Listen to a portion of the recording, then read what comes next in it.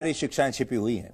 उन्होंने अपने भाषण के जरिए आज देश के अल्पसंख्यकों को उनकी सॉफ्ट पावर का एहसास दिलाने की कोशिश की है। और अब बड़ा प्रश्न यह है कि हमारे देश के अल्पसंख्यक अपनी जबरदस्त सॉफ्ट पावर का इस्तेमाल भारत के पक्ष में कर रहे हैं या भारत के खिलाफ कर रहे हैं। भारत में 20 करोड़ मुसलमान रहते हैं और मुस्लिम आबादी के हिसाब से भारत दुनिया का दूसरा सबसे बड़ा देश है। इस लिहाज से भारत को इस्लामिक देशों में बहुत प्रभावशाली स्थिति में होना चाहिए था, लेकिन क्या ऐसा है? क्या भारत अपने आप को इस्लामिक देशों का एक बड़ा नेता कह सकता है? आज की स्थिति में इसका जवाब है नहीं। 20 करोड़ मुस्लिम आबादी होने के बावजूद हम इस्लामिक देशों के बीच बैकफुट पर खड़े नजर आते हैं और इसकी जड़ों में है हमारे नेताओं का सांप्रदायिकता के गणित पर जरूरत से ज्यादा आश्रित होना। इत्तेफाक से 133 वर्ष पहले आज ही के दिन भारत के मशहूर गणितज्ञ श्रीनिवास रामानुजन का जन्म हुआ था और इसीलिए आज के दिन को राष्ट्रीय गणित दिवस के रूप में भी मनाया जाता है। इसलिए इस मौके पर आज हम सांप्रदायिकता के गणित और प्रतिभा के गणित की तुलना करेंगे, क्योंकि अलीगढ़ मुस्लिम यूनिवर्सिटी के संस्थापक सर सैयद अहमद खान ने सांप्रदायिकता के गणित पर भरोसा किया और रामानुजन ने प्रतिभा के गणित पर भरोसा किया। इसलिए आज भारत को यह फैसला लेना है कि एक राष्ट्र के रूप में उसे कौन सा रास्ता चुनना है, सांप्रदायिकता का या फिर प्रतिभा का। इसके बाद हम आपको एक बहुत खतरनाक खबर दिखाएंगे, जिसके बाद आप प्रदूषण को हल्के में लेना छोड़ देंगे। क्या आप जानते हैं कि हमारे देश में कोरोना वायरस से मरने वालों की संख्या 1,46,000 है, जबकि पिछले साल यानी 2019 में भारत में प्रदूषण की वजह से 16 लाख लोगों की मृत्यु हुई थी। आईसीएमआर की एक नई रिपोर्ट के मुताबिक भारत में होने वाली कुल मौतों में प्रदूषण से होने वाली मौतों की हिस्सेदारी 18% है। इसलिए आज आपको इस चिंताजनक खबर पर हमारा यह विश्लेषण बिल्कुल मिस नहीं करना चाहिए। लेकिन सबसे पहले आज की तमाम बड़ी खबरें नॉन स्टॉप न्यूज में। जम्मू कश्मीर में जिला विकास परिषद यानी डीडीसी चुनाव के ज्यादातर रुझान आ गए हैं। बीजेपी बड़ा उलटफेर करते हुए पहली बार राज्य के किसी चुनाव में सबसे बड़ी पार्टी बनी है। बीजेपी ने घाटी में भी खाता खोला है। कश्मीर में बीजेपी अब तक 3 सीटें जीत चुकी है। ये कश्मीर घाटी में किसी भी चुनाव में बीजेपी की पहली जीत है। ये सबकी जीत है, ये उन लोगों की जीत है जिन्होंने कश्मीर में आके बलिदान दिया और कश्मीर में जो पार्टियां कम्युनलवाद फैलाना चाहते थे, ये उनके लिए एक जवाब है। श्रीनगर के खानमोह से बीजेपी के इंजीनियर एजाज हुसैन, बांदीपुरा से बीजेपी के एजाज अहमद खान ने जीत दर्ज की। वहीं पुलवामा के काकपोरा से बीजेपी के मिन्हा लतीफ जीते। हालांकि कुल सीटों में 7 दलों का गुपकार गठबंधन आगे है, लेकिन चुनाव में बीजेपी समर्थित निर्दलीय भी बड़ी संख्या में आगे है। अब तक की मतगणना के मुताबिक डीडीसी की 280 में से 272 सीटों के रुझान आ चुके हैं। गुपकार गठबंधन को 115 पर बढ़त है, 51 जीत चुका है और 64 पर आगे है। बीजेपी को 70 पर बढ़त है, पार्टी 28 सीटें जीत चुकी है और 42 पर आगे है। कांग्रेस को 23 सीटों पर बढ़त है, कांग्रेस 10 सीटें जीत चुकी है और 13 पर आगे है। अपनी पार्टी को 12 पर बढ़त है, 6 जीत चुकी है, 6 पर आगे है। निर्दलियों को 52 सीटों पर बढ़त है, 24 जीत चुके हैं और 28 पर आगे हैं। जम्मू कश्मीर में जिला विकास परिषद के चुनाव आजादी के बाद पहली बार हुए हैं। अनुच्छेद 370 हटने के बाद ये पहला चुनाव है। जम्मू कश्मीर में डीडीसी चुनावों के नतीजों को बीजेपी ने अनुच्छेद 370 हटाने के फैसले पर जम्मू कश्मीर के लोगों का जनादेश बताया है। बीजेपी ने कहा है कि ये जनादेश नए कश्मीर के लिए है। जो लोग पाकिस्तान की ओर जाने की बात करते थे, उनसे बातचीत करने की बात करते थे, उनको भी कड़ा संदेश दिया है जनता ने कि हम पाकिस्तान से बातचीत नहीं, हम भारत के लोकतंत्र का मजबूत हिस्सा हैं और मतदान करके दिखाया है कि 370-35 को नकारने के बाद अब जम्मू कश्मीर में नई युवा लीडरशिप को एक मौका मिला है।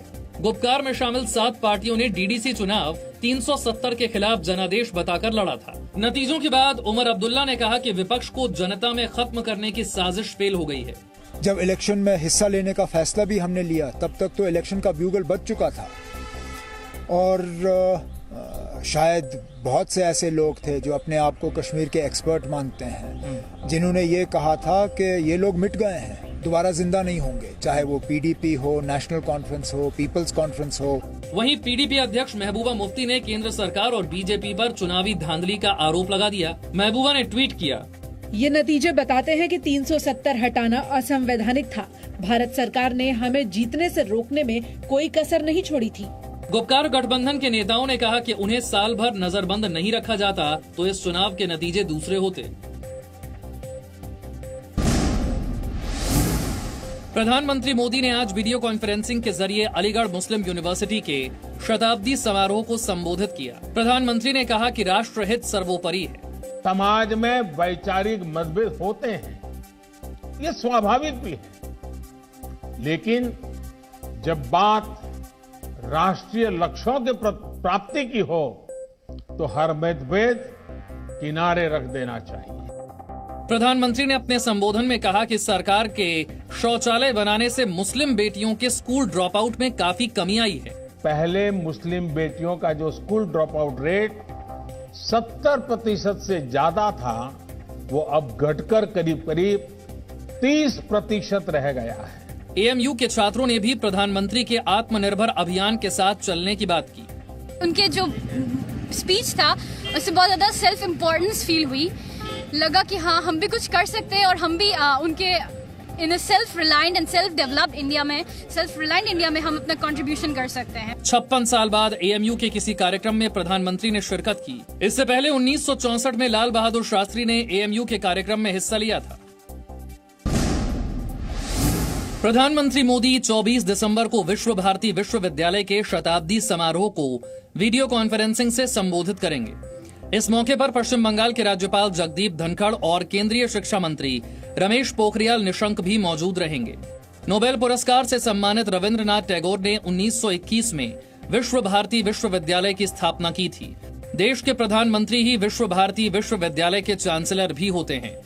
इससे पहले कल केंद्र सरकार ने नेताजी सुभाष चंद्र बोस की 125वीं जयंती मनाने के लिए हाई लेवल कमेटी का गठन किया। गृह मंत्री की अध्यक्षता में बनी इस कमेटी में सुभाष चंद्र बोस के परिवार के सदस्य और इतिहासकार होंगे। ये कमेटी उनकी जयंती पर आयोजित होने वाले कार्यक्रमों की रूपरेखा तय करेगी।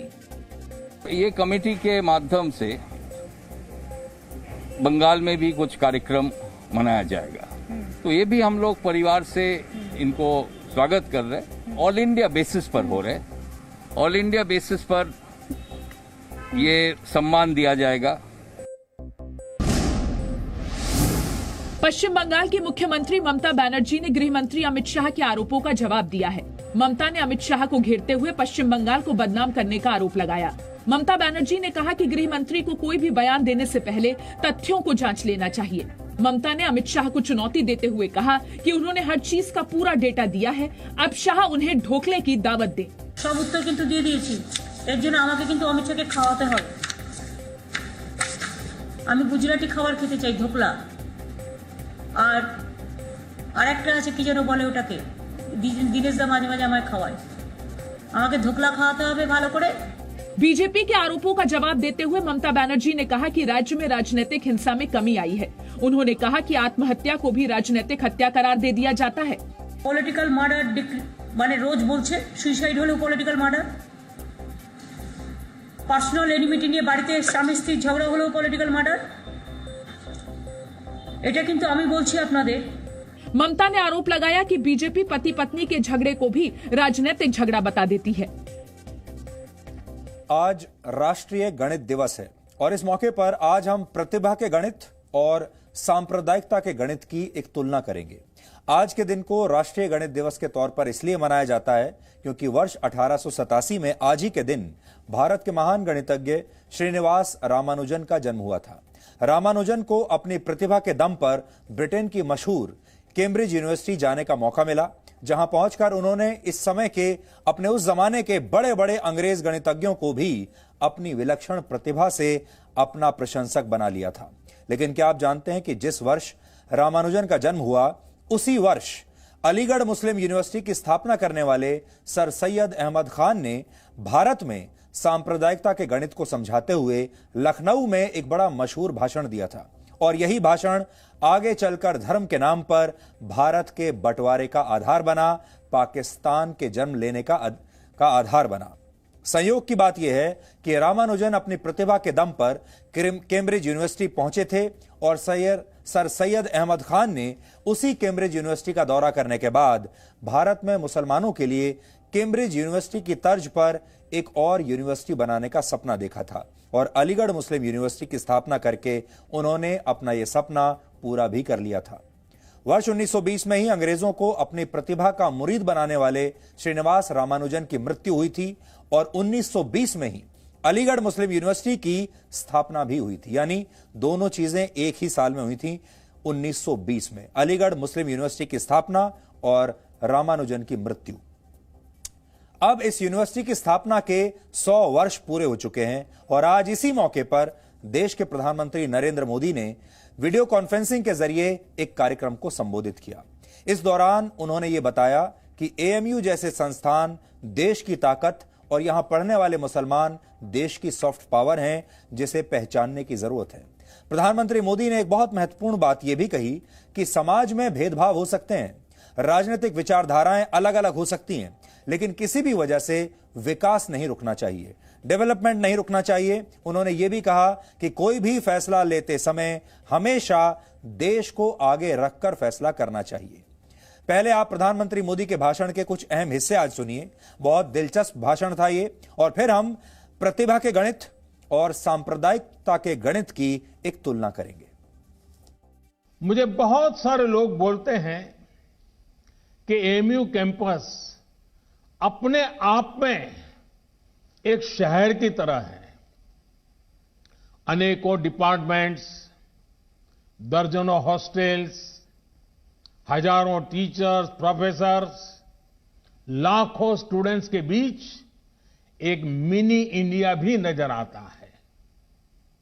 एएमयू में भी एक तरफ उर्दू पढ़ाई जाती है तो हिंदी भी, अरबी पढ़ाई जाती है तो यहां संस्कृत की शिक्षा का भी एक सदी पुराना संस्थान है।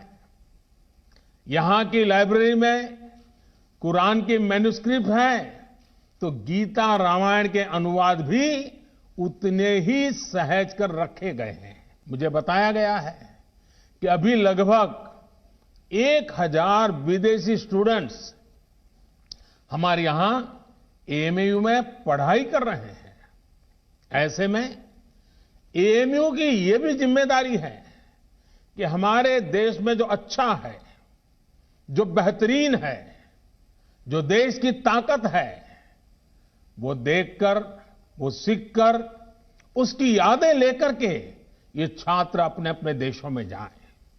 इसलिए आपके संस्थान पर एक तरह से दोहरी जिम्मेदारी है, अपना रिस्पेक्ट बढ़ाने की और अपनी रिस्पॉन्सिबिलिटी बखूबी निभाने की। आपको एक तरफ अपनी यूनिवर्सिटी की सॉफ्ट पावर को और निखारना है और दूसरी तरफ नेशन बिल्डिंग के अपने दायित्व को निरंतर पूरा करना है। मैं आपको सर सैयद द्वारा कही गई एक बात, उस बात की आज याद दिलाना चाहता हूं। उन्होंने कहा था, अपने देश की चिंता करने वाले का पहला और सबसे बड़ा कर्तव्य है कि वो सभी लोगों के कल्याण के लिए कार्य करे, भले ही लोगों की जाति, मत या मजहब कुछ भी हो। साथियों, अपनी इस बात को विस्तार देते हुए सर सैयद ने एक उदाहरण भी दिया था। उन्होंने कहा था, जिस प्रकार मानव जीवन और उसके अच्छे स्वास्थ्य के लिए शरीर के हर अंग का स्वस्थ रहना जरूरी है, वैसे ही देश की समृद्धि के लिए भी उसका हर स्तर पर विकास होना आवश्यक है। समाज में वैचारिक मतभेद होते हैं, ये स्वाभाविक भी है, लेकिन जब बात राष्ट्रीय लक्ष्यों के प्राप्ति की हो तो हर मतभेद किनारे रख देना चाहिए। हमें समझना होगा कि सियासत सोसाइटी का एक अहम हिस्सा है, लेकिन सोसाइटी में सियासत के अलावा भी दूसरे मसले हैं। जब हम इस बड़े उद्देश्य के लिए साथ आते हैं तो संभव है कि कुछ तत्व इससे परेशान हो।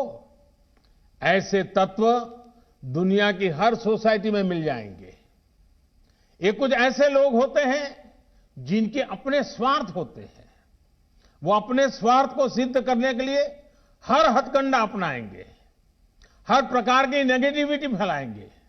लेकिन जब हमारे मन और मस्तिष्क में नए भारत का निर्माण सर्वोच्च होगा तो ऐसे लोगों का स्पेस अपने आप में सिकुड़ता जाएगा। पॉलिटिक्स इंतजार कर सकती है, सोसाइटी इंतजार कर सकती है, देश का डेवलपमेंट का इंतजार नहीं कर सकता। गरीब समाज के किसी भी वर्ग का हो वो इंतजार नहीं कर सकता। महिलाएं, वंचित, पीड़ित, शोषित विकास का इंतजार नहीं कर सकते। सबसे बड़ी बात, हमारे युवा, आप सभी और इंतजार नहीं करना चाहेंगे। अब वक्त नहीं गंवाना है। सभी को एक लक्ष्य मिलकर, एक लक्ष्य के साथ मिलकर नया भारत, आत्मनिर्भर भारत बनाना है। अलीगढ़ मुस्लिम यूनिवर्सिटी देश की सबसे बड़ी यूनिवर्सिटीज में से एक है। यूनिवर्सिटी ग्रांट्स कमीशन से देश भर के विश्वविद्यालयों को जो अनुदान मिलता है उसका 15% अकेले एएमयू के पास ही जाता है। वर्ष 2018 में यूजीसी ने कुल 7,315 करोड़ रुपए का अनुदान दिया था, जिसमें से एएमयू के हिस्से में 1,115 करोड़ रुपए आए थे। 1115 करोड़। एएमयू में पढ़ने वाले हर छात्र पर केंद्र सरकार औसतन 3,98,000 रुपए खर्च करती है, यानी लगभग 4 लाख रुपए। जबकि देश में प्रति व्यक्ति आय अभी हमारे देश में सिर्फ 1.25 लाख रुपए है। एएमयू में 28,000 से ज्यादा छात्र पढ़ते हैं और यहां पढ़ाने वाले टीचर्स की संख्या 1,300 से ज्यादा है और इस यूनिवर्सिटी में 98 शिक्षा विभाग हैं।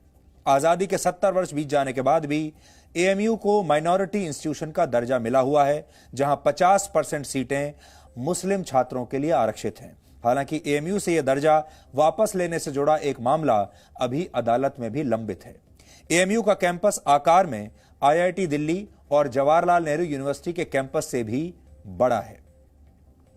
आप में से शायद बहुत कम लोग ये जानते होंगे कि एएमयू से ग्रेजुएशन करने वाले पहले भारतीय का नाम ईश्वरी प्रसाद उपाध्याय था, जो भारत के महान इतिहासकार थे। उन्हें पद्म भूषण से भी सम्मानित किया गया था। भारत के तीसरे राष्ट्रपति और भारत रत्न से सम्मानित जाकिर हुसैन भी एएमयू के ही छात्र थे।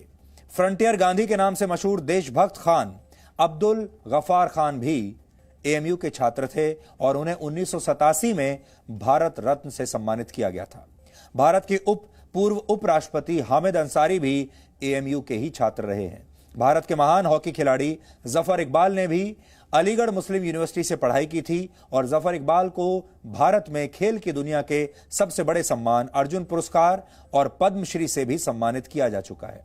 यानी इस यूनिवर्सिटी ने देश को न सिर्फ 2 भारत रत्न दिए, बल्कि यहां से पढ़ने वाले बहुत सारे छात्रों ने अलग अलग क्षेत्रों में देश का नाम रोशन किया है।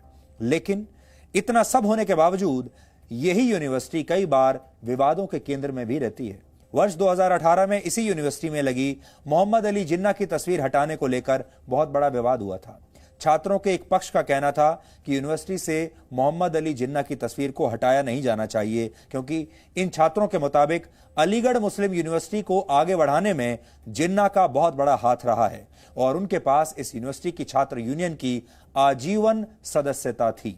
लेकिन अगर ये छात्र चाहते तो उस समय ये प्रदर्शन करते वक्त देश को आगे रखकर इस पर विचार कर सकते थे कि इन्हें देश को तोड़ने वाले मोहम्मद अली जिन्ना चाहिए या फिर देश की एकता और अखंडता चाहिए। प्रधानमंत्री ने आज जो बात कही वो बहुत महत्वपूर्ण है कि हर फैसले से पहले यह सोचना चाहिए कि देश पर इसका क्या असर पड़ेगा। तो क्या हमारे देश के जो नागरिक हैं, हमारे देश की यूनिवर्सिटी के जो छात्र हैं, वो हर फैसले से पहले ये सोचते हैं देश के बारे में? पिछले वर्ष नए नागरिकता कानून के विरोध में भी एएमयू में बड़े पैमाने पर विरोध हुए थे। यहां भी छात्र देश को आगे रखकर यह फैसला ले सकते थे कि उन्हें इस कानून का विरोध करना है या नहीं, उन्हें सिर्फ एक संप्रदाय के बारे में सोचना है या फिर पूरे देश के बारे में सोचना है। इतना ही नहीं, प्रतिबंधित कट्टरवादी संगठन students Islamic movement of India यानी सिमी की स्थापना भी वर्ष 1977 में एएमयू के ही कुछ छात्रों ने की थी। इस संगठन के कई सदस्यों पर भारत में आतंकवादी गतिविधियों के आरोप हैं। यह भी आरोप है कि कट्टरवादी इस्लामिक संगठन पॉपुलर फ्रंट ऑफ इंडिया यानी पीएफआई भी एएमयू में बहुत सक्रिय रहता है और वो एएमयू के छात्रों को कई बार स्कॉलरशिप भी देता है। यानी एएमयू अनेकता में एकता की प्रतीक तो है, लेकिन एएमयू की इस पहचान को कुछ लोग धूमिल करना चाहते हैं और इस यूनिवर्सिटी का सांप्रदायिककरण करना चाहते हैं। एएमयू के छात्रों को ऐसे लोगों को बहुत पहचानना होगा और अपनी यूनिवर्सिटी की असली पहचान को कायम रखना होगा। ये बहुत बड़ी बात है और नए भारत में एएमयू की भूमिका ये होनी चाहिए। सांप्रदायिकता के इसी गणित के सहारे अलीगढ़ मुस्लिम यूनिवर्सिटी की स्थापना करने वाले सर सैयद अहमद खान ने टू नेशन थ्योरी को जन्म दिया था और आज आपको सांप्रदायिकता के इस गणित को एक गणितज्ञ और राजनीतिज्ञ के जीवन की तुलना से समझना चाहिए। अब आप इसे विडंबना भी कह सकते हैं कि जिन श्रीनिवास रामानुजन ने गणित की दुनिया को महान बड़े बड़े फॉर्मूले दिए, उनकी प्रतिभा को दुनिया ने बहुत देर से पहचाना। आज दुनिया भर के वैज्ञानिक मानते हैं कि रामानुजन के फॉर्मूलों से विज्ञान के गहरे से गहरे रहस्यों को सुलझाया जा सकता है। रामानुजन ने औपचारिक रूप से कभी अपनी शिक्षा पूरी नहीं की थी, लेकिन वो फिर भी अपनी प्रतिभा के दम पर पूरी दुनिया में पहचाने गए। हालांकि इसमें समय काफी लग गया था। इसका मतलब है कि जो प्रतिभा होती है, जो सत्य होता है, कई बार उसकी गति धीरे होती है, लेकिन वो अपनी मंजिल तक पहुंचता जरूर है। जबकि वर्ष 1867 में ही सैयद अहमद खान को ब्रिटेन की सरकार ने सर की उपाधि दी थी, इसीलिए उन्हें सर सैयद कहा जाता है। ब्रिटिशर्स ने उन्हें सर की उपाधि दी थी। इन उपाधियों को देने की शुरुआत पहले स्वतंत्रता संग्राम के बाद हुई थी और ये उन्हीं लोगों को दी जाती थी जो ब्रिटिश सरकार के हित में काम करते थे, जो ब्रिटिश सरकार को मक्खन लगाते थे। यानी यहीं से भारत के पुरस्कार गैंग की शुरुआत हो गई थी।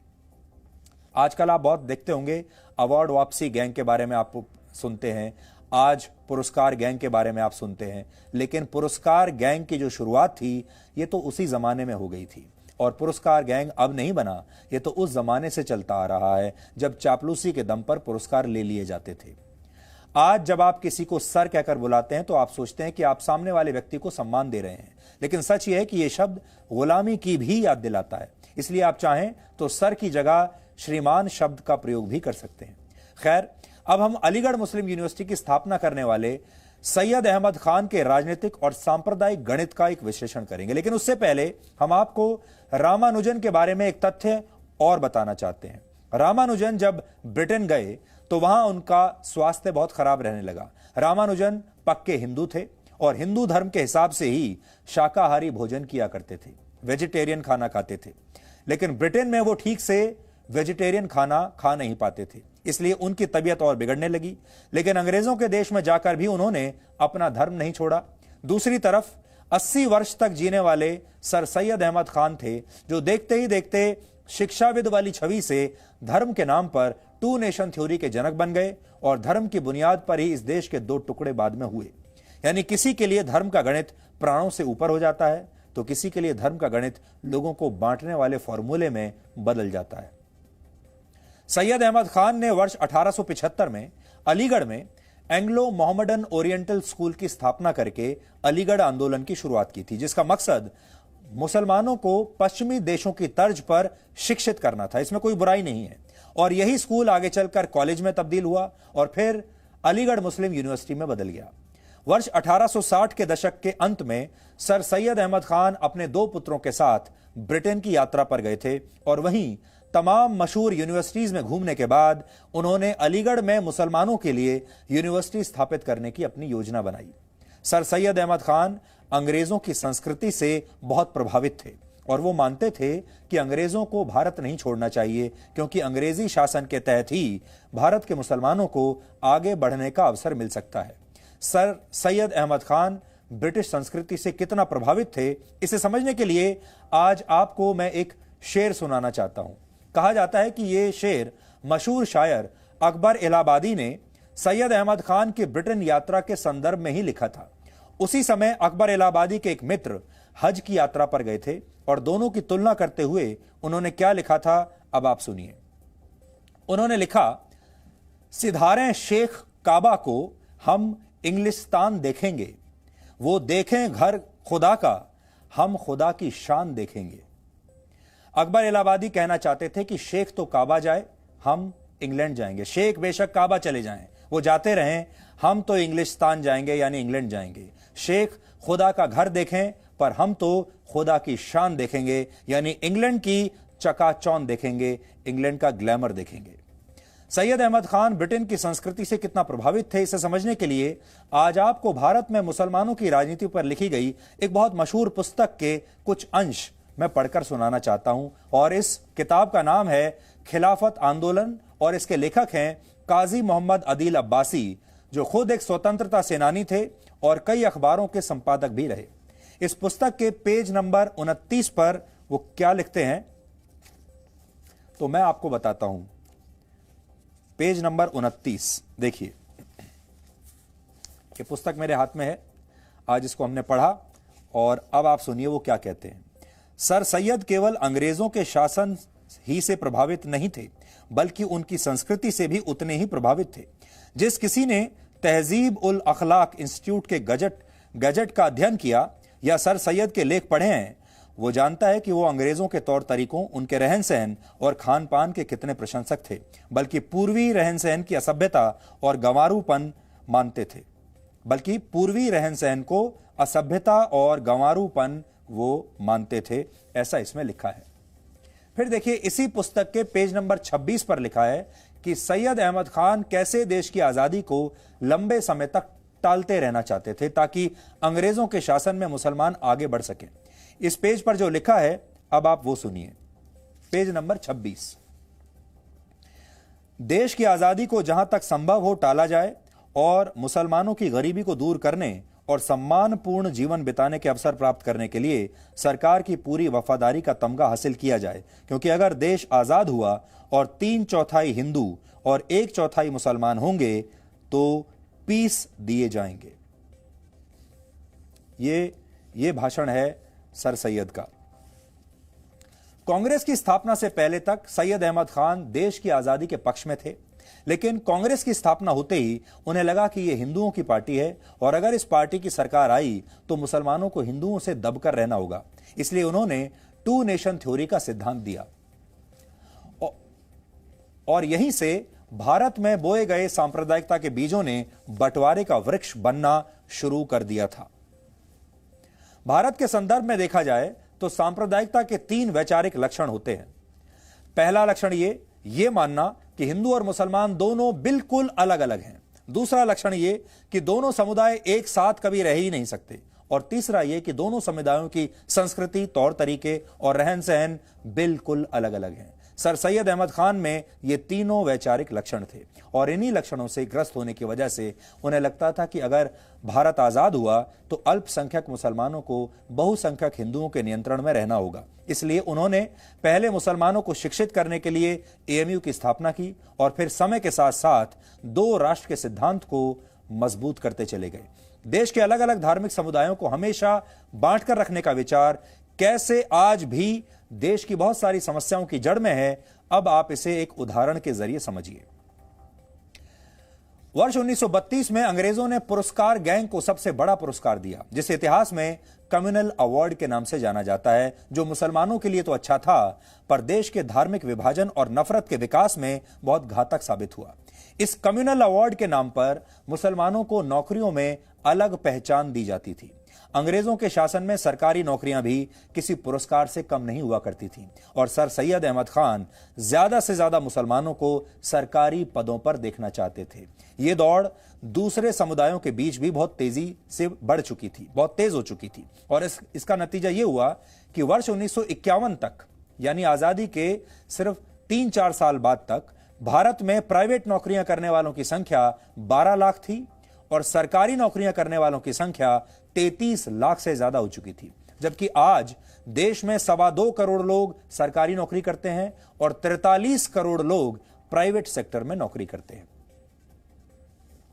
कुल मिलाकर अब भारत बदल रहा है और आज ये सारी बातें जो हम एएमयू के बारे में कह रहे हैं वो ये कि एएमयू जैसे संस्थानों को और यूनिवर्सिटीज को अब एक नई शुरुआत करनी होगी। अब उन्हें अपनी सॉफ्ट पावर का प्रयोग राष्ट्रहित में करना होगा। अब उन्हें अपनी सॉफ्ट पावर, अपनी ताकत का प्रयोग देश के लिए करना होगा।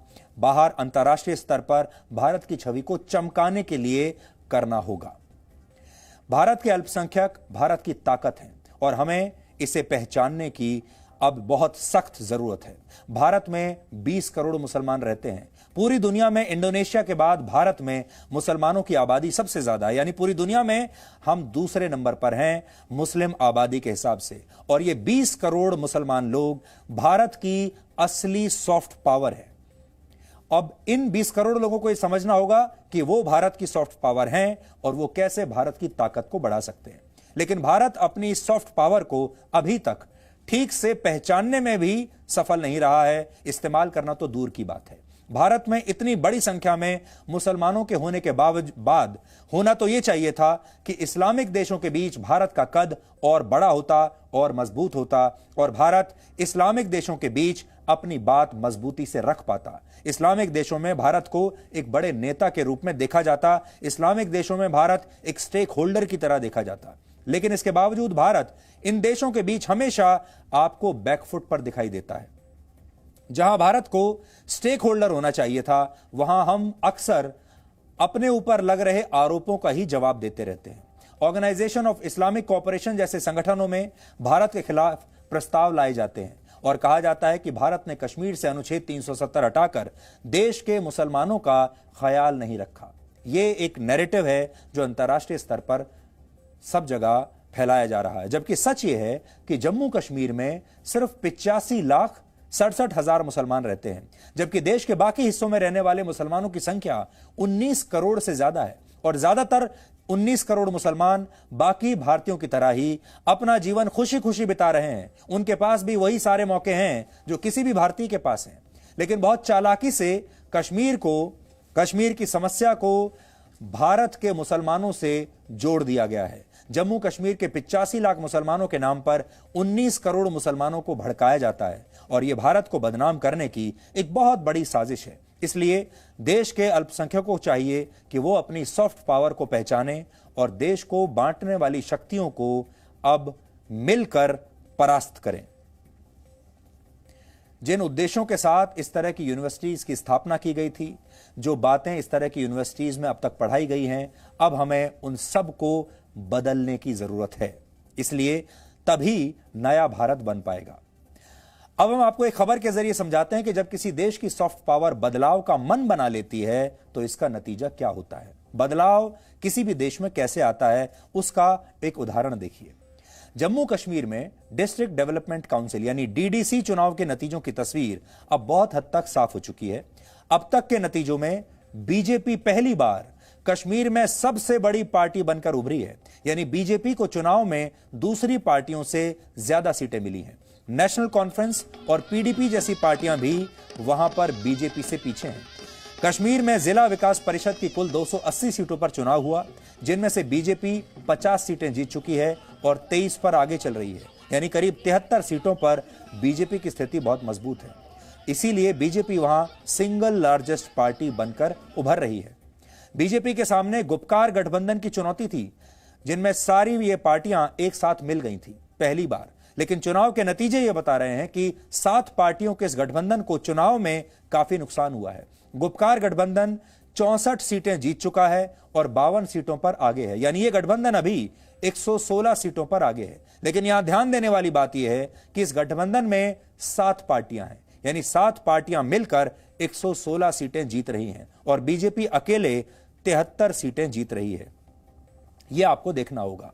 महबूबा मुफ्ती की पार्टी पीडीपी सिर्फ 23 सीटों पर जीत पाई है और 4 सीटों पर आगे चल रही है। फारूक अब्दुल्ला की नेशनल कॉन्फ्रेंस 45 सीटें जीत चुकी है, 26 पर बढ़त बनाए हुए है। हम यहां आपको कांग्रेस के प्रदर्शन के बारे में भी कुछ बताना चाहेंगे। कांग्रेस को सिर्फ 16 सीटों पर जीत मिली है और 7 पर वो आगे चल रही है, यानी बाकी के चुनावों की तरह इन चुनावों में भी कांग्रेस का प्रदर्शन सबसे खराब है। हालांकि वोटों की गिनती अभी जारी है और इन नतीजों में मामूली बदलाव भी हो सकता है, लेकिन अगर अंतिम नतीजों में भी बीजेपी सिंगल लार्जेस्ट पार्टी बनी रहती है तो आप इसे कश्मीर में बदलाव की एक बहुत बड़ी शुरुआत कह सकते हैं। यह नए भारत का चुनाव है जिसमें भारत की सॉफ्ट पावर यानी अल्पसंख्यकों ने अपनी ताकत का एहसास सबको करा दिया है। कश्मीर का जो स्कोर बोर्ड है वो इस समय आपकी स्क्रीन पर है, आप चाहें तो उसे देख सकते हैं। बीजेपी अकेले अपने दम पर 73 सीटें जीत रही है।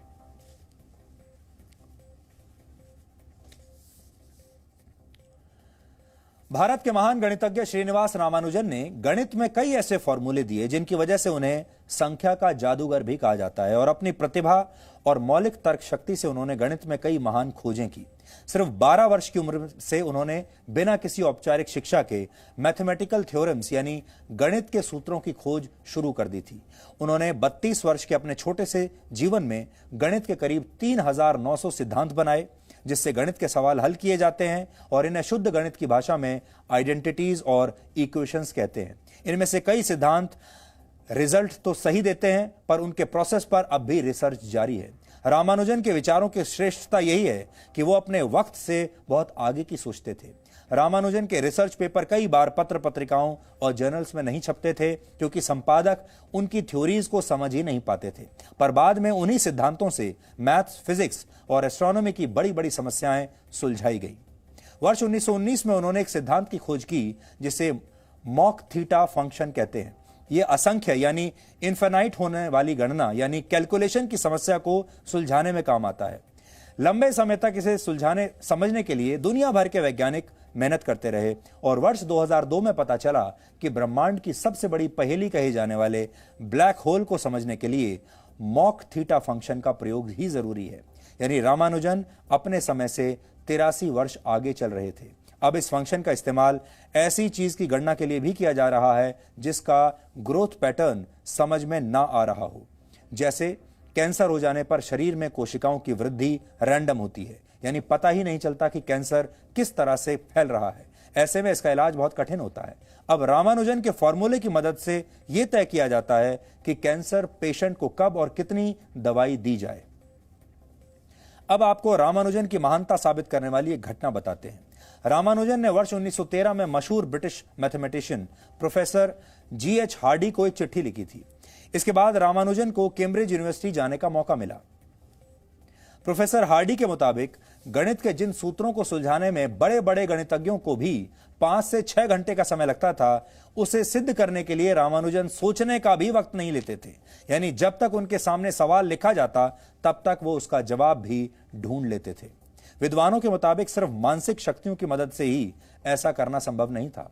कहा जाता है जब भी रामानुजन किसी गणित की समस्या को हल करते थे तब वो अपनी दोनों आंखों के बीच के हिस्से में अपना ध्यान केंद्रित करते थे।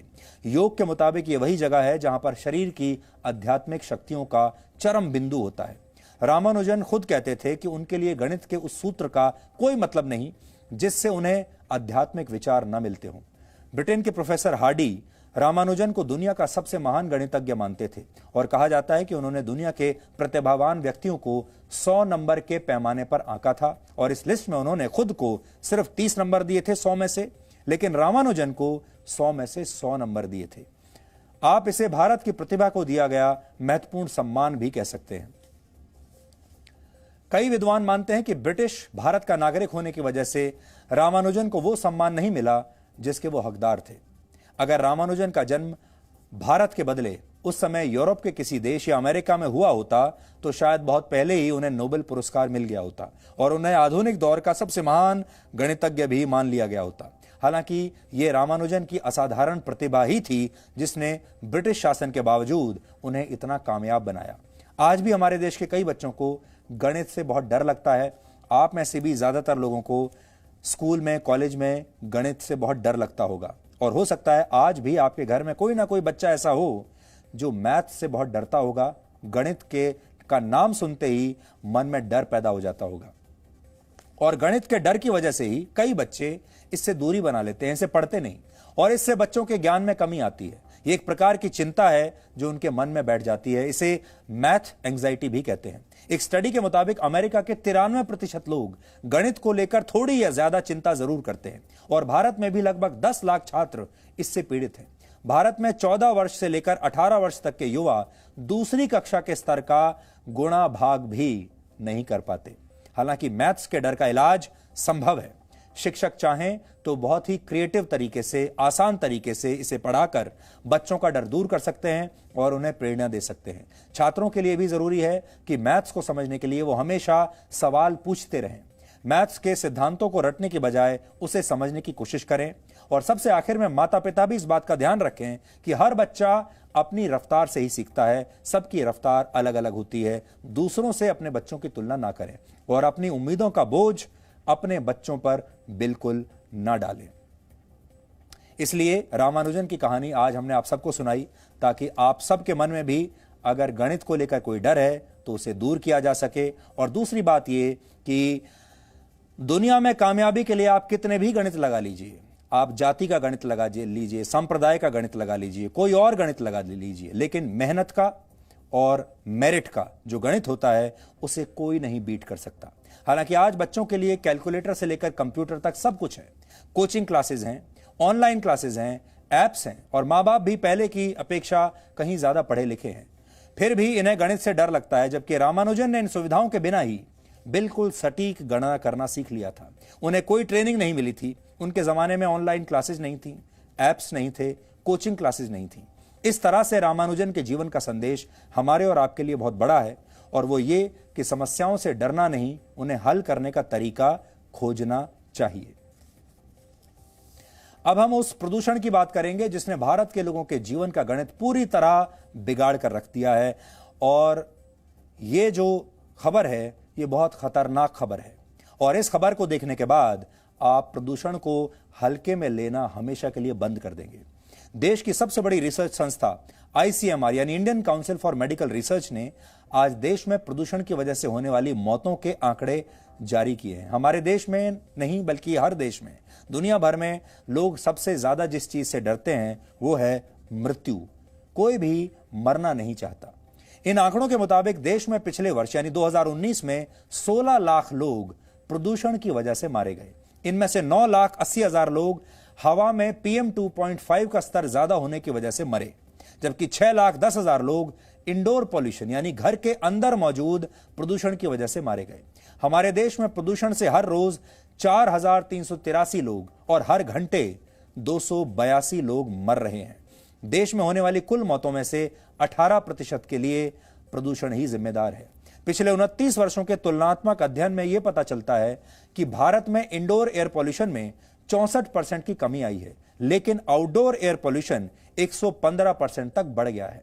यानी प्रदूषण से सुरक्षित तो आप अपने घर में भी नहीं है, लेकिन घर से बाहर निकलना कहीं ज्यादा खतरनाक है।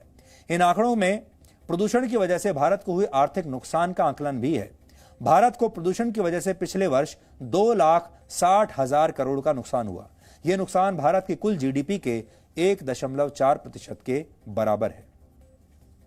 एयर पोल्यूशन डेथ्स जो जिन टाइप ऑफ डिजीजेस को कंट्रीब्यूट करता है वो होती हैं फेफड़े की बीमारियां, हार्ट डिजीजेस, दिल की, स्ट्रोक, डायबिटीज और प्रीमेच्योर बर्थ्स ऑल्सो।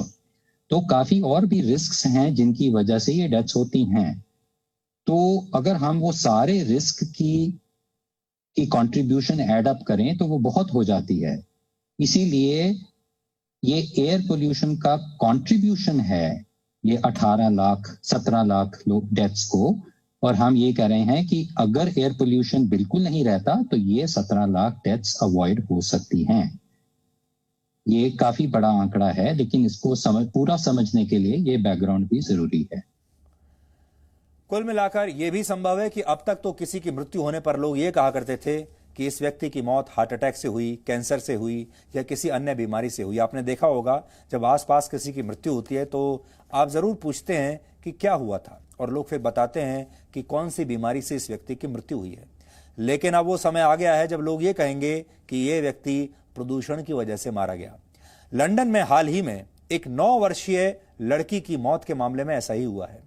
9 वर्ष की एक लड़की जिसका नाम है एला डेब्रा, इस लड़की की फरवरी 2013 में अस्थमा का गंभीर अटैक आने की वजह से मौत हो गई थी। एला के फेफड़ों में जो कण पाए गए, वही कण एला के घर से 1.5 किलोमीटर दूर बने पॉल्यूशन मॉनिटरिंग स्टेशन में भी पाए गए। अस्पताल से मिली मेडिकल रिपोर्ट के बाद लंदन में एला की मौत की वजह से लेकर जांच शुरू हुई। 7 वर्षों के बाद इस बच्ची की मौत की वजह प्रदूषण को पाया गया। इस फैसले में लिखा गया है कि इस बच्ची को अस्थमा का गंभीर अटैक प्रदूषण की वजह से आया था और प्रदूषण ही उसकी मौत की वजह बना। अब आपको बताते हैं कि आज लंदन में हवा की गुणवत्ता कैसी है और भारत की राजधानी दिल्ली की हवा का क्या हाल है। लंदन में PM 2.5 यानी हवा के बारीक कणों का स्तर 25 माइक्रोग्राम पर क्यूबिक मीटर से ज्यादा होना खतरनाक माना जाता है। आज लंदन में PM 2.5 का स्तर 80 है, 80, और PM 10 की मात्रा 27 है। ये लंदन का हाल है। जबकि दिल्ली में आज PM 2.5 398 है और PM 10 की मात्रा 404 है। अब आप सोचिए कितना अंतर है दोनों देशों में, दोनों शहरों में। भारत में PM 2.5 का स्तर 50 से ऊपर होने को खतरनाक माना जाता है और इसका स्तर आज 398 है। भारत में पिछले वर्ष प्रदूषण की वजह से 16 लाख लोग मर गए, जबकि सड़क दुर्घटनाओं में हर साल 2 लाख लोग मरते हैं। कोरोना वायरस की वजह से इस साल 1.5 लाख लोग मारे गए और प्रदूषण की वजह से आप सोच लीजिए कितने बड़ी संख्या में लोग मर रहे हैं। प्रदूषण से मर रहे हैं 16 लाख, सड़क दुर्घटनाओं में मर रहे हैं 2 लाख और कोरोना वायरस से मर रहे हैं 1.5 लाख। इस कोरोना वायरस को लेकर हमारे देश में कितना डर है, कितनी सारी जागरूकता अभियान चलाए जा रहे हैं। इससे 1,46,000 लोग मरे हैं और प्रदूषण से मरे हैं 16 लाख लोग। भारत में पिछले साल ही नेशनल क्लीन एयर प्रोग्राम की शुरुआत की गई। 2024 तक PM 2.5 यानी हवा के जहरीले कणों में कमी लाने का लक्ष्य है, लेकिन हर साल प्रदूषण का स्तर घटने की जगह बढ़ता ही जा रहा है। प्रदूषण किस जगह से बढ़ रहा है ये हम सब जानते हैं। तेजी से कटते हुए पेड़, बढ़ती गाड़ियों की संख्या, डीजल जनरेटर्स, निर्माण कार्य यानी तरक्की करने के नाम पर किए जा रहे सभी काम बदले में प्रदूषण बढ़ा रहे हैं। हमारे वेदों में प्रकृति का सम्मान करते हुए विकास करने की सीख दी गई है, लेकिन हम वो पाठ भूल चुके हैं। वेदों में शांति का पाठ करते हुए सबसे पहले प्रकृति का सम्मान किया जाता है। हो सकता है आप में से बहुत सारे लोगों ने ये शांति पाठ सुना हो या स्वयं भी किया हो, लेकिन इसके अर्थ से हमने ज्यादा मतलब नहीं सीखा या फिर ज्यादा मतलब रखा नहीं। आज आपको वो पाठ सुनाते हैं और इसका अर्थ भी समझाते हैं। शान्तिरोषधयः शान्तिः वनस्पतयः शान्तिर्विश्वे देवाः शान्तिर्ब्रह्म शान्तिः सर्वगं शान्ति शान्तिरेव शान्ति। इस शांति पाठ का सार यह है कि स्वर्ग लोक में शांति हो, अंतरिक्ष में शांति हो, पृथ्वी, जल, औषधियां शांत हों, सर्वत्र शांति हो। अथर्ववेद में वायु को प्राण कहा गया है। वायु, अग्नि, जल, पृथ्वी, आकाश ये सृष्टि के आधारभूत महातत्व हैं। इनमें वायु का महत्वपूर्ण स्थान है, लेकिन हमने प्रकृति से मिले हवा और पानी को जहरीला करके खुद की मौत का सामान इकट्ठा कर लिया है। प्राकृतिक हवा को हम एयर कंडीशनर और हीटर से बदल देते हैं। ताजे भोजन को फ्रिज और माइक्रोवेव से अपने हिसाब से ठंडा या गर्म कर लेते हैं। प्रकृति के साथ सामंजस्य बैठाने की जगह इंसान ने प्रकृति को अपने हिसाब से ढालने की कोशिशें की है, लेकिन प्रकृति के विरुद्ध जाना संभव नहीं है। इसलिए आज हमारे पास आसपास की हर चीज जहरीली है, चाहे हवा हो, पानी हो, मिट्टी हो। अब वही जहर हमें हर सांस के साथ वापस मिल रहा है जो हमने पैदा किया है। अब स्थिति यह है कि हम सांस लेंगे तो भी मरेंगे और नहीं लेंगे तब तो मरना निश्चित ही है। हो सकता है कि आपके घर के पास ऐसी कोई ना कोई जगह जरूर हो जहां पेड़ लगाए जा सके, कोई पौधा उगाया जा सके, लेकिन हम में से कितने लोग ये कोशिश करते हैं? हम में से बहुत से लोग कुछ कदम की दूरी पैदल चलकर पूरी कर सकते हैं, लेकिन ज्यादातर लोग छोटी दूरी के लिए भी गाड़ी का ही इस्तेमाल करते हैं, सीढ़ियों की जगह लिफ्ट का इस्तेमाल करते हैं। प्रकृति के साथ संतुलन बनाकर जीने के ये कुछ व्यवहारिक तरीके हैं जो प्रदूषण भी कम कर सकते हैं, और इसके लिए हमें थोड़े आराम का त्याग करना होगा, जिसके बदले में हमें बेहतर पर्यावरण मिल सकता है। अब फैसला आपको करना है। अब हम 3 मिनट का एक ब्रेक ले रहे हैं। ब्रेक के बाद हम आपको बलूचिस्तान की उस महिला की मौत के बारे में बताएंगे जिसने 4 साल पहले भारत के प्रधानमंत्री नरेंद्र मोदी को अपना भाई माना था और रक्षाबंधन के दिन उनसे रक्षा का वचन मांगा था। इस महिला का नाम है करीमा बलोच। आपने करीमा बलोच के बारे में सुना होगा। इन्होंने प्रधानमंत्री मोदी को राखी भेजी थी और राखी भेजकर उन्हें अपना भाई बनाया था और कहा था कि हमें बलूचिस्तान को आजाद करवाइए। करीमा बलोच की मौत रहस्यमय परिस्थितियों में हुई है और शक यह है कि शायद पाकिस्तान के इशारे पर उनकी हत्या कनाडा में कर दी गई है। इस पर एक रिपोर्ट हम आपको दिखाएंगे ब्रेक के बाद।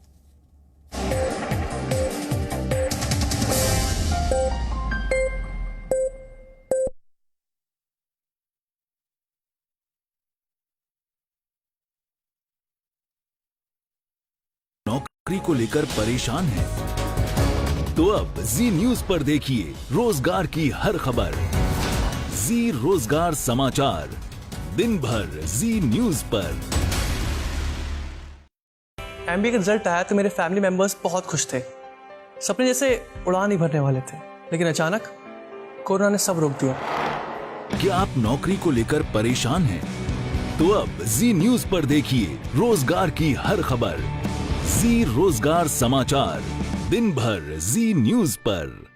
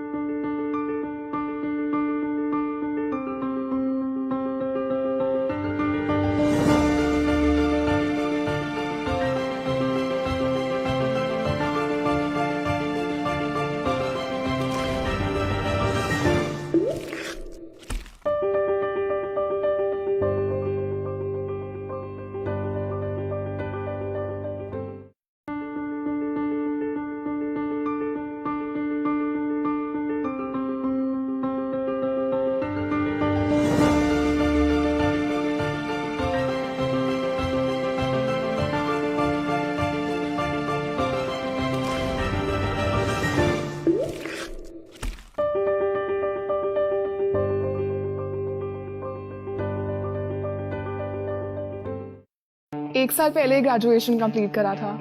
घर पे सबको बहुत उम्मीदें थी, बेटी है, कुछ करके दिखाएगी। काफी इंटर्नशिप्स भी करी थी कॉलेज में, प्लेसमेंट भी हो ही चुका था, लेकिन कोविड के आते ही सब। क्या आप नौकरी को लेकर परेशान हैं? तो अब जी न्यूज पर देखिए रोजगार की हर खबर। जी रोजगार समाचार, दिन भर जी न्यूज पर। कोविड काल में क्या आप नौकरी को लेकर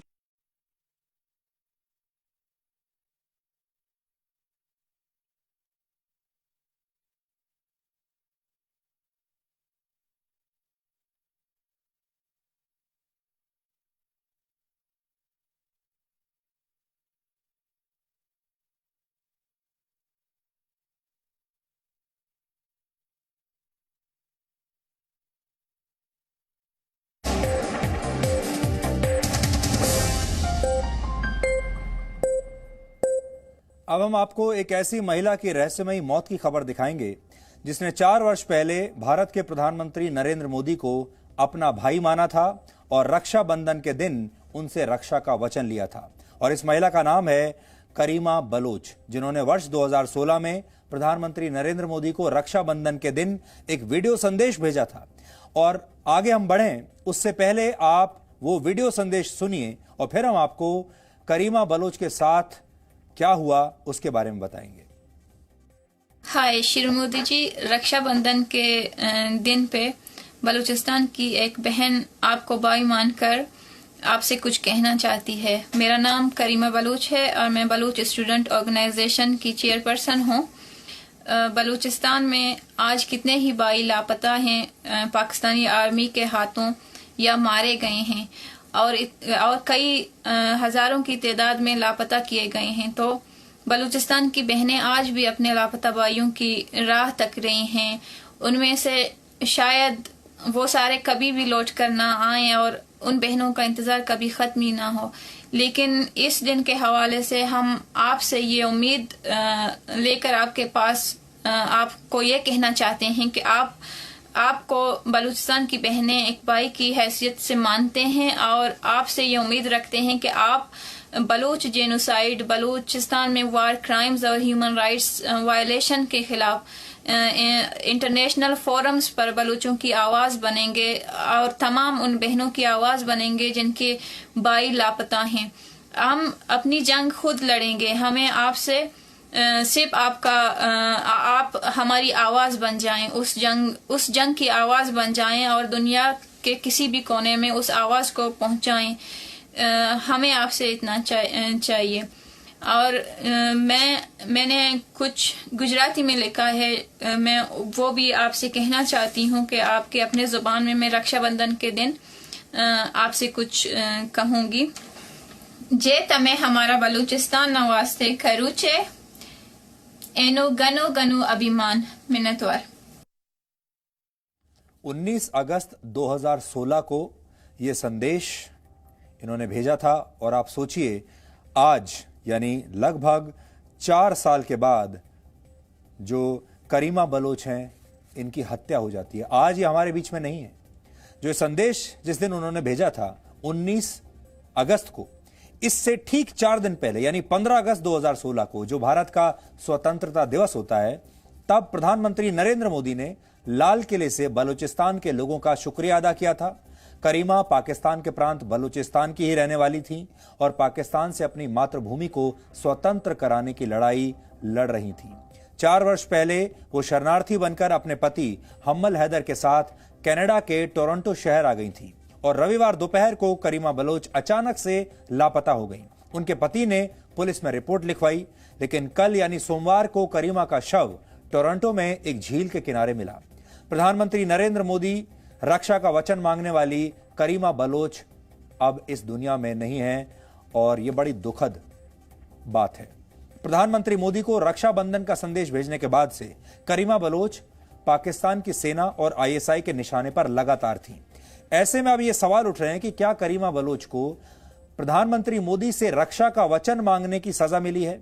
क्या बलूचिस्तान की आजादी मांगने की सजा मिली है? पाकिस्तान की सेना बलूचिस्तान के लोगों पर कई दशकों से अत्याचार कर रही है। करीमा बलोच पाकिस्तान की सरकार और सेना के खिलाफ आवाज उठाती थी। पाकिस्तान की सेना की जाति को दुनिया के सामने सबूतों के साथ रखती थी। बलूचिस्तान की आजादी के आंदोलन से जुड़े लोग करीमा बलोच की मौत के लिए पाकिस्तान की खुफिया एजेंसी आईएसआई को ही जिम्मेदार मान रहे हैं। This brilliant lady, Karima Baloch, she was a very strong voice for Baloch rights in United Nations, and her life was at risk. She was one of the highly risk people, and we expected that the United Nations and the government of Canada, they should have been provided a proper protection to people, but we don't see any. So the question is Canada became an open ground for ISI to play here and to kill people? Is Europe now open for ISI to come and kill people?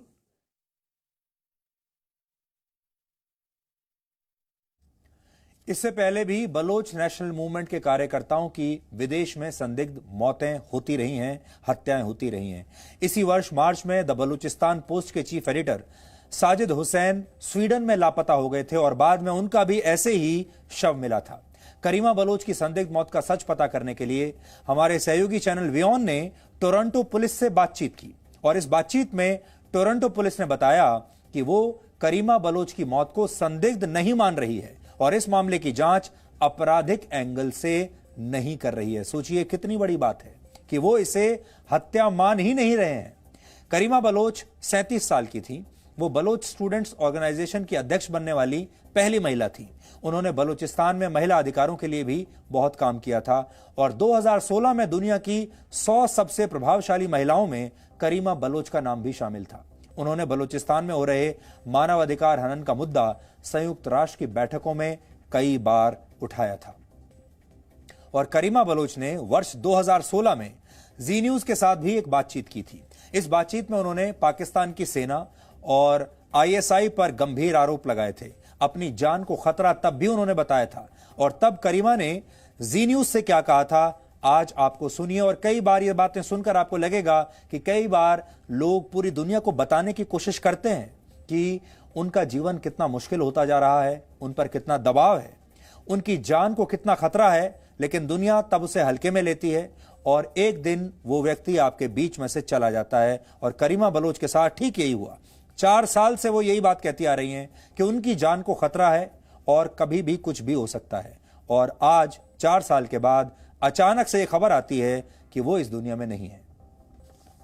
मैं यहाँ पे अपने लोगों को represent करने आई हूँ, लेकिन ये हकीकत है कि बलूचिस्तान में मेरी जान को खतरा था। मेरे घर पे 4 दफा मोर्टर से उन्होंने हमला किया। मेरे घर पे 4 दफा छापे मारे मुझे अरेस्ट करने के लिए। मेरे नाम पे कई केसेस उन लोगों ने झूठे बनाए। जरूरी सवाल तो ये है, सोचने वाली बात कि आईसिस के नाम से या तालिबान के नाम से जितनी भी कार्रवाइयां बलूचिस्तान में उनको कबूल किया गया है, वो सारे एजुकेटेड फिगर्स थे, इंटेलेक्चुअल्स थे या पढ़े लिखे लोग थे। ऐसे लोगों को जो ये इनका ताल्लुक सिर्फ एजुकेशन से था, जो सिर्फ ये चाहते थे कि हम बलूच सोसाइटी को एजुकेट करें।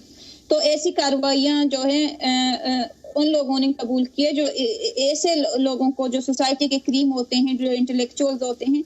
तो हमें तो ये बात तो क्लियर है कि बलूच पढ़े लिखे और इंटेलेक्चुअल्स लोगों से या एजुकेटेड लोगों से पाकिस्तान को ही खतरा हो सकता है। बलूचिस्तान में आज़ादी की लड़ाई का इतिहास बहुत पुराना है और वर्ष 1947 में पाकिस्तान ने बलूचिस्तान पर कब्जा कर लिया था, जब भारत के 2 हिस्से हुए थे। तब से लेकर आज तक बलूचिस्तान की आज़ादी के लिए आंदोलन चल रहे हैं और इन आंदोलनों को दबाने के लिए पाकिस्तानी सेना वर्षों से क्रूरता की सारी हदें पार करती आई है।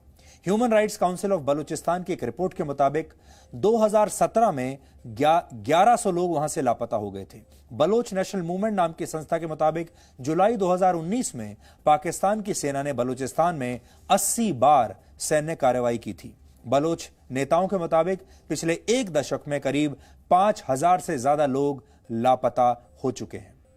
बलूचिस्तान में अक्सर लापता लोगों के परिवार वाले प्रदर्शन करते रहते हैं। वो सरकार से लापता लोगों की जानकारी देने की मांग करते हैं। पाकिस्तान की सेना पर लापता लोगों के परिवार वाले आरोप लगाते हैं कि सेना सरकार का विरोध करने वालों को उठाकर ले जाती है और फिर उनकी निर्मम हत्या कर देती है। बहुत सारे वीडियोस भी अक्सर सोशल मीडिया पर सामने आते रहते हैं कि किस तरह वहां पाकिस्तानी सेना अत्याचार करती है, कैसे लोगों की हत्याएं करती हैं, खुलेआम गोली मार दी जाती है। लेकिन आज हम एक और विचार आपके सामने रखना चाहते हैं और पूरी दुनिया के सामने रखना चाहते हैं। जी न्यूज 180 देशों में देखा जाता है, इसलिए अब समय आ गया है कि जिस तरह भारत ने 1971 में पाकिस्तान के 2 टुकड़े कर दिए थे और एक नए देश बांग्लादेश का जन्म हुआ था, तब भारत ने ईस्ट पाकिस्तान के लोगों को न्याय दिलवाया था, उनका साथ दिया था, उन्हें उनका अपना देश बनाकर दिया था और पाकिस्तान को तोड़ दिया था। अब समय आ गया है कि वही ऑपरेशन दोबारा किया जाए। उसी तरह अब भारत को बलूचिस्तान और पाकिस्तान के कब्जे वाले कश्मीर के लोगों को पाकिस्तान से आजाद कराने की कार्रवाई करनी चाहिए, क्योंकि पाकिस्तान कश्मीर की तो आजादी की बात करता है पर अपने घर में आजाद बलूचिस्तान की मांग को कुचलता है, हजारों लोगों को मार डालता है। ऐसा ही उसने 1970 से पहले पूर्वी पाकिस्तान में किया था, पर वहां बगावत हुई और भारत की मदद के बाद बांग्लादेश बना। अब एक बार फिर पाकिस्तान के नक्शे में बदलाव की जरूरत है ताकि बलूचिस्तान के लोगों पर अत्याचार रोके जाएं और बलूचिस्तान को आजादी मिले। और बलूचिस्तान के लोगों को न्याय दिलाने में सबसे बड़ी भूमिका भारत की हो सकती है, जैसा भारत ने पूर्वी पाकिस्तान के मामले में 1971 में किया था। लेकिन इस बार सिर्फ एक देश नहीं, इस बार एक जगह नहीं, 2 जगहों को आजाद कराना होगा। एक है पीओके और दूसरा है बलूचिस्तान। और पूरा भारत इंतजार कर रहा है यह कब होगा। अब आज का सवाल, आज आपको यह बताना है कि भारत में पहली गुड्स ट्रेन यानी मालगाड़ी कब चलाई गई थी। आप अपने पूरे परिवार के साथ मिलकर इस पर रिसर्च कीजिए और ब्रेक के बाद हम आपको इस सवाल का सही जवाब बताएंगे।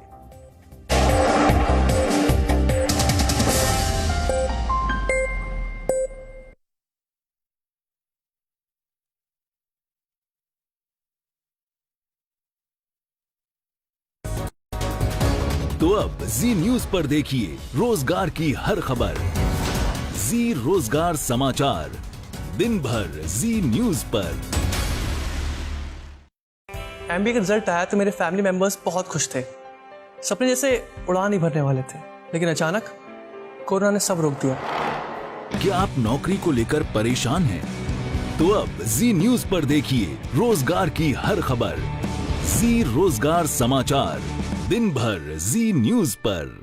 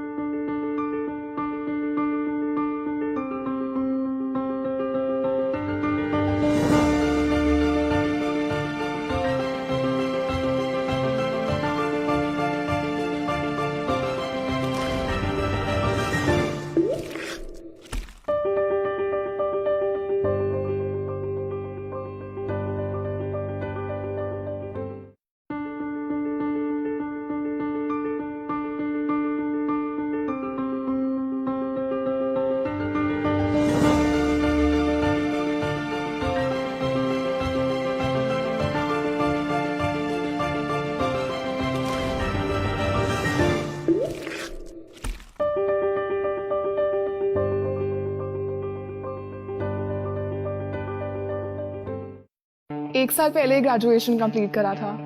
घर पे सबको बहुत उम्मीदें थी, बेटी है, कुछ करके दिखाएगी।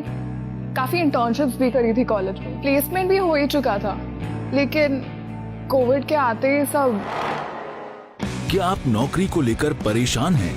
तो अब जी न्यूज पर देखिए रोजगार की हर खबर। जी रोजगार समाचार, दिन भर जी न्यूज पर। कोविड काल में क्या आप नौकरी को लेकर परेशान हैं? तो अब जी न्यूज पर देखिए रोजगार की हर खबर। जी रोजगार समाचार, दिन भर जी न्यूज पर। एमबीए का रिजल्ट आया तो मेरे फैमिली मेंबर्स बहुत खुश थे।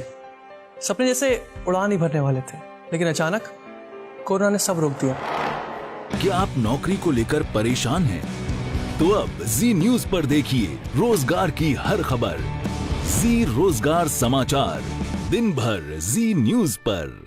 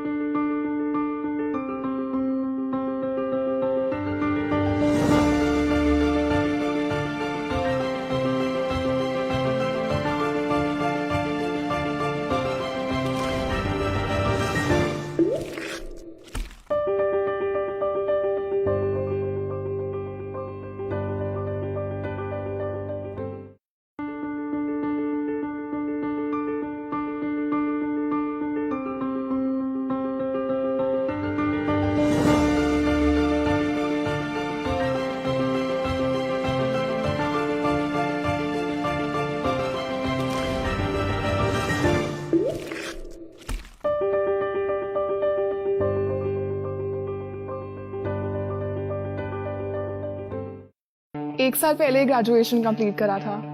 घर पे सबको बहुत उम्मीदें थी, बेटी है, कुछ करके दिखाएगी। काफी इंटर्नशिप्स भी करी थी कॉलेज में, प्लेसमेंट भी हो ही चुका था, लेकिन कोविड के आते ही सब। क्या आप नौकरी को लेकर परेशान हैं? तो अब जी न्यूज पर देखिए रोजगार की हर खबर। जी रोजगार समाचार, दिन भर जी न्यूज पर। कोविड काल में क्या आप नौकरी को लेकर परेशान हैं? तो अब जी न्यूज पर देखिए रोजगार की हर खबर। जी रोजगार समाचार, दिन भर जी न्यूज पर। एमबीए का रिजल्ट आया तो मेरे फैमिली मेंबर्स बहुत खुश थे। सपने जैसे उड़ान ही भरने वाले थे, लेकिन अचानक कोरोना ने सब रोक दिया। क्या आप नौकरी को लेकर परेशान हैं? तो अब जी न्यूज पर देखिए रोजगार की हर खबर। जी रोजगार समाचार, दिन भर जी न्यूज पर।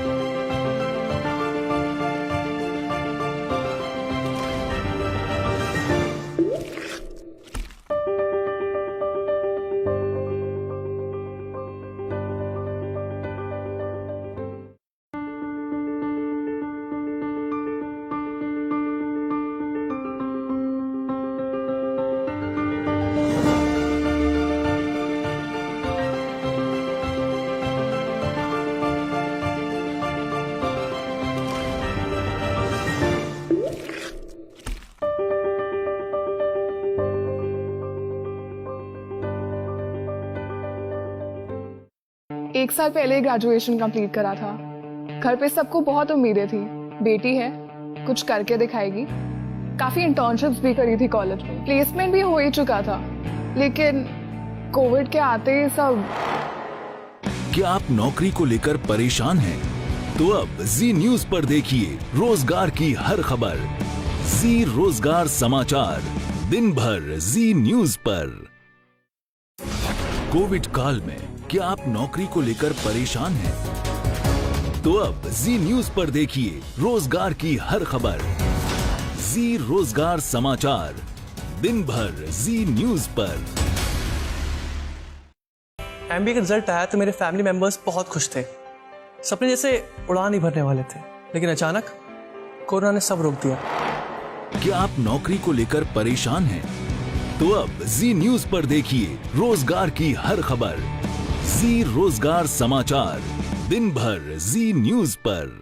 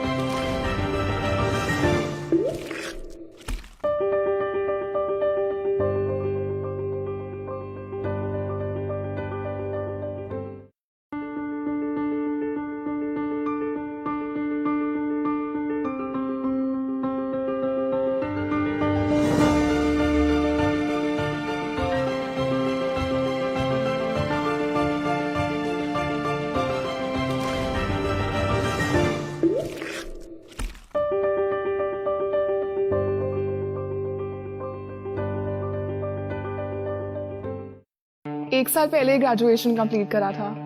घर पे सबको बहुत उम्मीदें थी, बेटी है, कुछ करके दिखाएगी।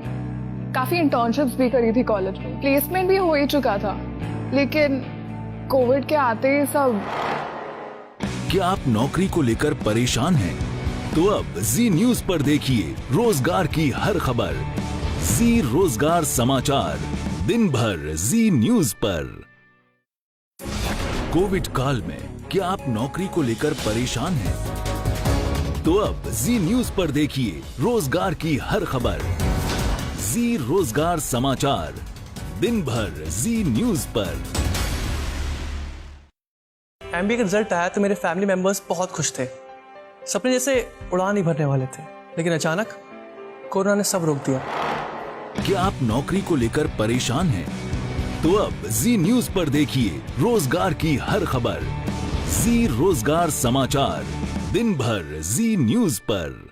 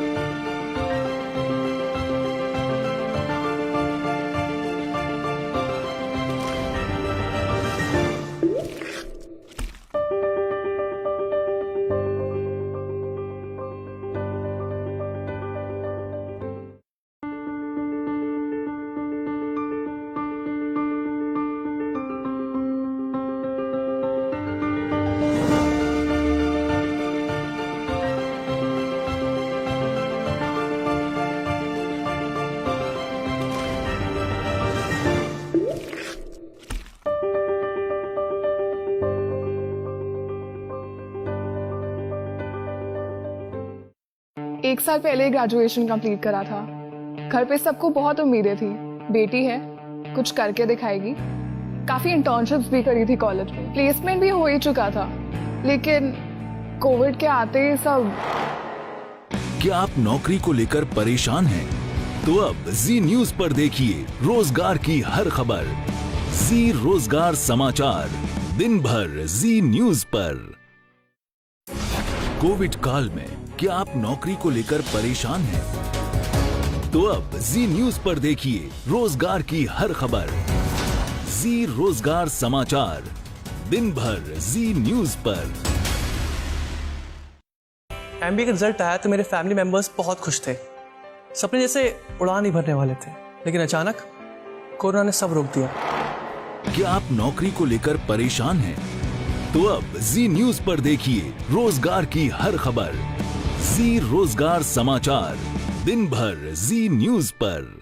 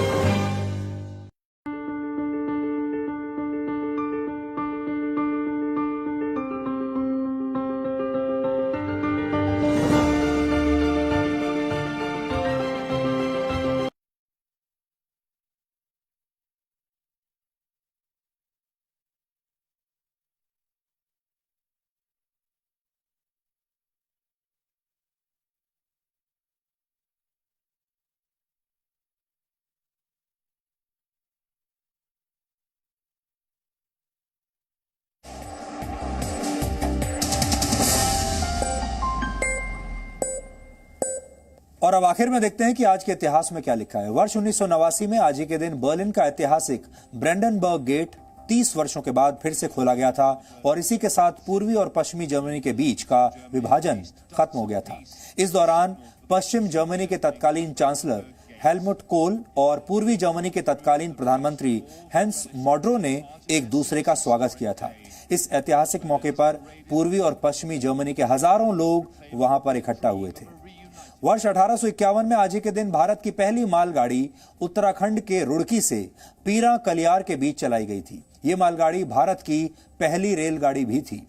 इस मालगाड़ी से एक नहर के निर्माण के लिए मिट्टी भेजी गई थी और इसके 2 वर्षों के बाद वर्ष 1853 में मुंबई से ठाणे के बीच पहली यात्री ट्रेन यानी पैसेंजर ट्रेन चलाई गई थी। और जैसा कि आज हमने आपको बताया, आज नेशनल मैथमेटिक्स डे यानी राष्ट्रीय गणित दिवस है। वर्ष 1887 में आज ही के दिन तमिलनाडु में भारत के महान गणितज्ञ श्रीनिवास रामानुजन का जन्म हुआ था। बिना किसी औपचारिक शिक्षा के ही रामानुजन ने गणित के क्षेत्र में कई ऐसे योगदान दिए जिनकी बदौलत कई बड़े शोध संभव हो पाए।